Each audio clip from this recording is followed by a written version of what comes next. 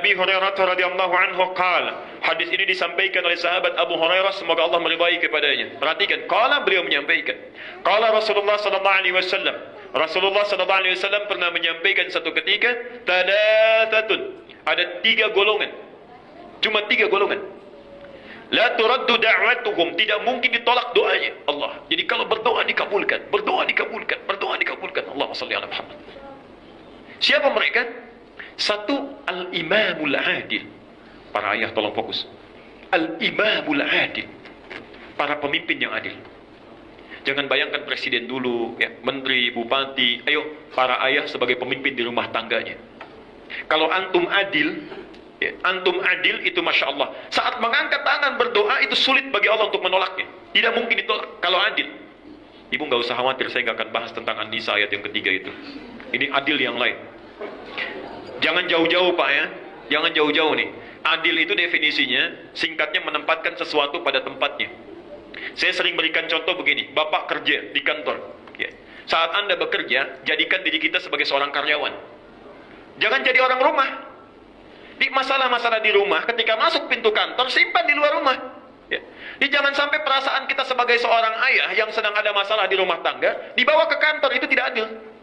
Ya. Sebaliknya, ketika pulang ke rumah, urusan kantor simpan di depan rumah, selesai. Jadilah seorang ayah yang baik.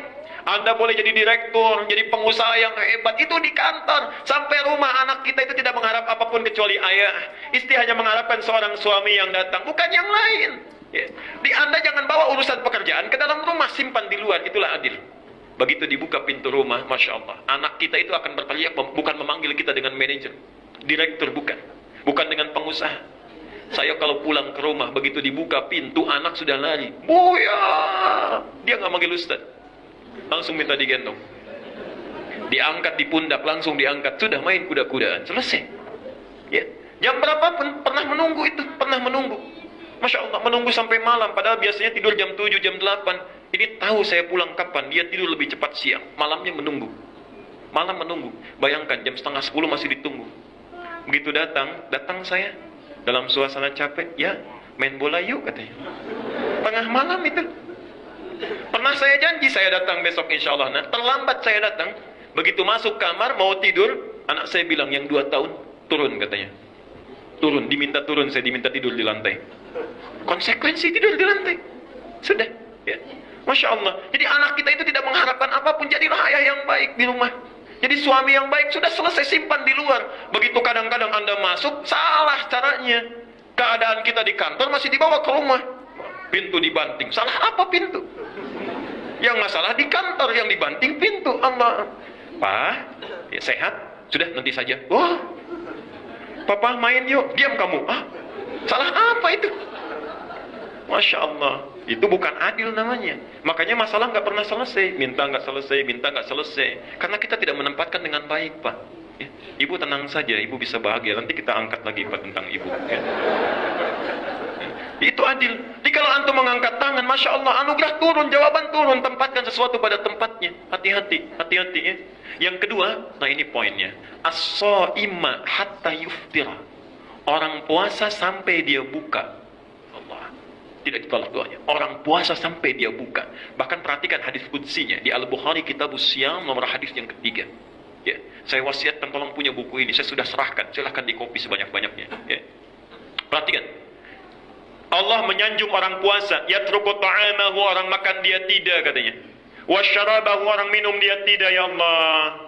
Wasyahwatahu, orang berhubungan seksual dia tahan. Min ajli, itu semua dilakukan karena saya kata Allah itu. Allah. Asyamu li wa ana ajzi bihi.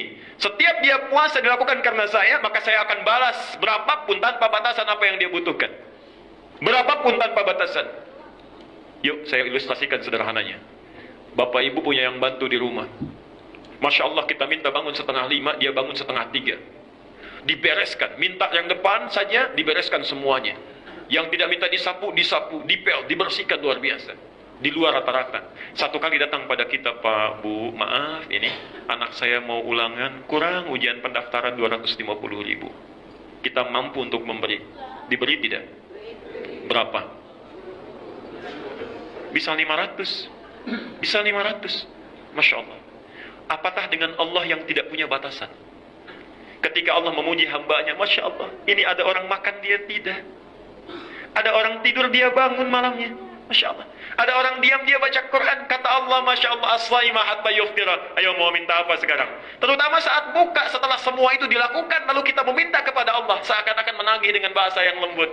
Allahumma dhahabadh dhama, ya Allah, dahaga ini sudah tidak ada yang saya tahan-tahan dari fajar itu. Wa qallatil uruq, ditandai dengan basah tenggorokan ini. Perhatikan. Wa thabatal ajru, engkau berjanji akan memberikan apa yang engkau berikan saat ini langsung. Farahatun, saya bahagia sekarang ini. Insya Allah engkau akan berikan. Perhatikan. Allah itu tunggu-tunggu.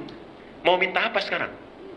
Di saat kita minta wa thabatal ajru, insya Allah akan tetap pemberian Allah sekarang. Allah itu menunggu mau minta apa. Cuma kadang-kadang kita berhenti di situ, kita nggak minta.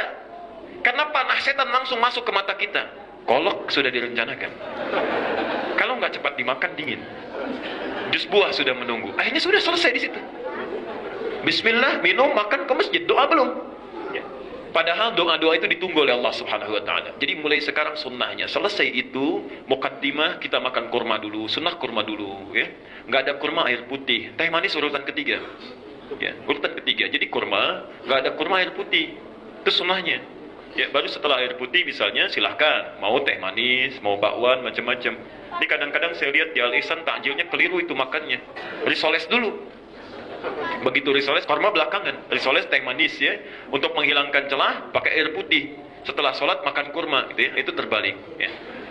Yang terakhir, yang ketiga, da'watul mazlum, doa orang yang sedang terzalimi. Doa orang yang sedang terzalimi. Barangkali di kantor ada yang menzalimi kita, jangan dibalas dengan cemoohan. Itu cara Allah supaya mengabulkan doa kita. Sebab kalau dibuat tidak seperti itu, jangan-jangan ada doa yang belum terkabulkan. Jadi begini, kadang-kadang Allah itu sayang dengan kita, tapi dengan cara yang tidak kita sadari. Misal, pemeliharaan Allah yang mengabulkan doa, dibuat kita terzalimi. Ada yang mencela, saat mencela itu sebetulnya sedang mendatangkan pahala, cuma kita nggak sadar. Cara melihatnya dengan mata basar, bukan dengan basirah, mata hati. Ya. Sehingga ketika mencela kita balas. Kamu ini, kamu juga. Insya Allah. Kadang-kadang orang mencela dengan satu kalimat, kita balas satu paragraf hilang. Ya. Jadi ketika orang mencela, terima. Sabar di situ, lalu berdoa. Di situ Allah kabulkan. Doa balas dengan kebaikan. Anda yang taklim ke sini, sudahkah mendoakan orang-orang yang belum taklim? Tetangga kita, ya. Jangan dicela, doakan ketika Anda berangkat, ya Allah lembutkan hati tetangga saya. Saya tidak rela bertetangga di dunia tapi terpisah di akhirat. Lembutkan ya Allah, berikan kesempatan untuk taklim. Masya Allah ketika dia taklim nanti, itu kita dapat pahalanya. Anda tidak taklim, dia taklim, tetap kita dapat pahalanya. Kita meninggal, dia masih hidup dan taklim, kita dapat pahalanya. Masya Allah, banyak. Yang kedua, kadang-kadang Allah pelihara kita dari maksiat. Nggak pernah maksiat, tiba-tiba ingin maksiat. Misal, ada tanda tangan proyek yang tidak jelas. Di jalan, kita ragu-ragu tapi terpaksa. Tiba-tiba ketika di jalan ban kempes. Itu cara Allah. Dipikirkan lagi. Mau nelpon ngasih tahu misalnya, mau ke bos ya tiba-tiba belok ke orang lain, ke sekretarisnya, dibilang lagi sibuk. Itu cara Allah. Hati-hati. Hati-hati, Pak ya, Ibu. Kalau ada maksiat tertahan kita di jalan, itu artinya Allah sayang dengan kita. Kalau sudah tidak sayang, nggak akan diberikan sekat, dibiarkan begitu saja. Itu istidraj. Ya.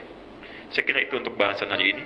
Semoga Allah memberikan kebaikan kepada kita semuanya, menyayangi kita, dan kita bisa mempraktikkan apa yang kita telah pelajari hari ini.